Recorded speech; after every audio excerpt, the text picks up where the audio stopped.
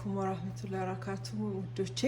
ዛሬ እንግዲህ በ6 ካፕ የሚሰራ ኬክ ነው ያመጣውላችሁ 3 እንቁላል አለኝ 1 ካፕ ዘይት 1 ካፕ ወተት 1 ካፕ ዱቄት 1 ካፕ ኮርንስታርች የበቆሎ ዱቄት 1 ካፕ ስኳርና 1 ቴብል ስፑን ቤኪንግ ፓውደር አለኝ እንግዲህ በእነዚህ ተጠቅመን ብሌንድ ባላችሁ ብሌንድ አርጋችሁ መጠቀም ትችላላችሁ እንደምትወዱት ተስፋ አደርጋለሁ እንግዲህ ተከታተሉ እንግዲህ ተመልሻለሁ አሁን እንግዲህ በብሌንደሩ ላይ 3ቱን እንቁላል እናደርጋለን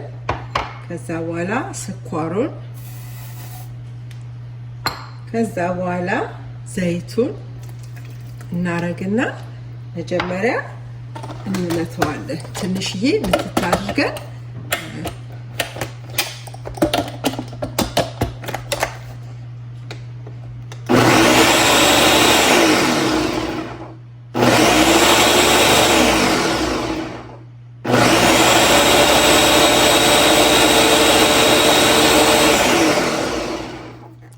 እንግዲህ ሶስቱ ውህዶች ተደባልቀዋል አሁን ምን እናረጋለን ሚልኩን ነው የምናረገው ሚልኩን እናረጋለን ከዛ በኋላ ያሉንን ሶስቱን ውህዶች አንድ ላይ ቤኪንግ ኮርን ዱቄቱን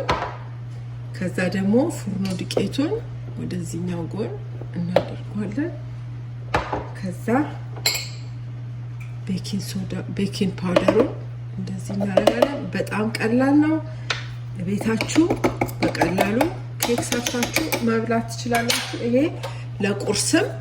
ስለሚጠቅም ማለት ነው እንግዲህ እንደዚህ አድርገን እንመተዋለን እንግዲህ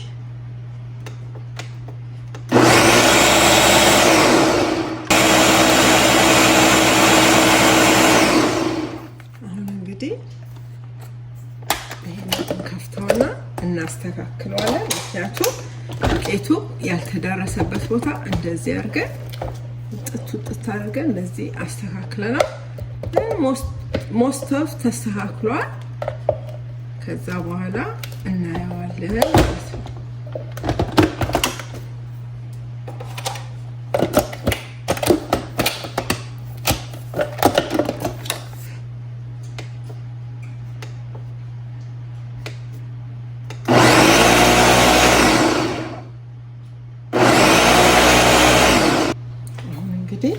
በደንብ እንትን ብሏል ተደርሷል አሁን እናወጣዋለን አስተካክየው እመለሳለሁ በስፓቹላ እንግዲህ ይሄው እንደዚህ አድርጌ በ350 ለ30 ደቂቃ አድርጌ እመጣለሁ ሲበስል እንገናኛለን ዶቼ እንግዲህ ይመስልቻለሁ እንደዚህ ቆንጆ ኬክ ሆኗል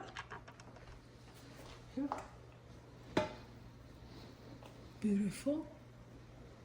በስድስት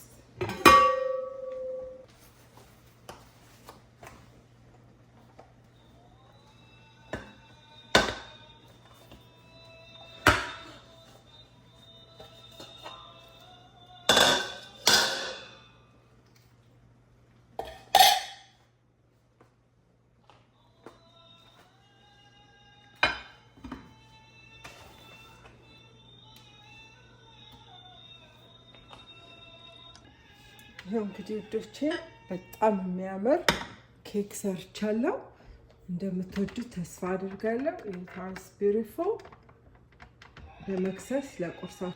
እንዴት እንደሚያምር ሶፍት በጣም ሶፍት ነው ውዶቼ እንግዲህ እንደምታዩት በጣም ሶፍት ኬክ ነው በጣም ቆንጆ ኬክ ነው ሲቀዘቅዝ ደግሞ ቆርጬ ውስጥ ላሳያችኋለሁ ኢትስ ቢግ በጣም ሶፍት ነው አሁን ትኩስ ስለሆነ አልቆርጠውም እንዳይል